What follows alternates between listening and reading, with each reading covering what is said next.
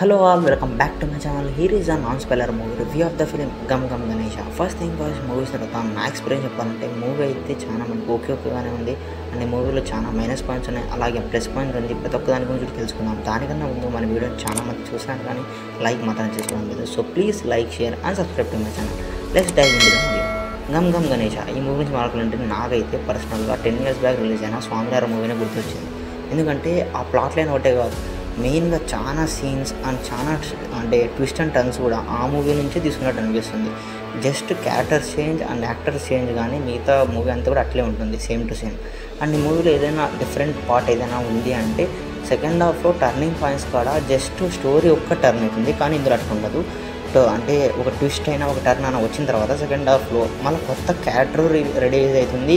ఆ క్యారెక్టర్కి సంబంధించిన బ్యాక్ డ్రాప్ అంటే ఫస్ట్ హాఫ్లో మనం చూపించిన కొన్ని ఇన్సిడెంట్స్ని తీసుకొని అతనికి ఆ ట్విస్ట్కి ఏం సంబంధం అని లింక్ చేస్తారు. అదొక్కటి ఒక 3-4 పాయింట్స్ చాలా వరకు అంటే సెకండ్ హాఫ్లో చాలా ట్విస్ట్ అండ్ టర్న్స్ పెట్టేసినారు. అసలు మూవీ ఎందుకు అన్నిసార్లు టర్న్ తీసుకుంటానో మనకు అర్థం కాదు. అండ్ ప్లస్ తొందరగానే క్లైమాక్స్ వచ్చేస్తుంది. ఇట్స్ గుడ్ అనిపిస్తుంది, కానీ చెప్తాను కదా, ఆ 10 years బ్యాక్ చూసిన ఆ మూవీనే గుర్తొస్తుంటుంది, కానీ మూవీలో కొత్తదనం అయితే అంతగా ఎక్స్పెక్ట్ చేయలేదు ఈ పరిస్థితి.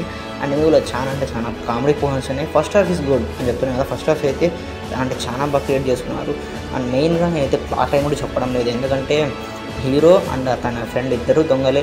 వాళ్ళిద్దరు పెద్ద దొంగతనం చేసేపోయినప్పుడు ఆ దొంగతనంలో మన లార్డ్ గణేష్కి ఏం ఇన్వాల్వ్మెంట్ ఉంది, అతనితో ఏం జరిగింది అనేది మూవీస్ చాలా ఇంటెన్స్గానే ఉంటుంది.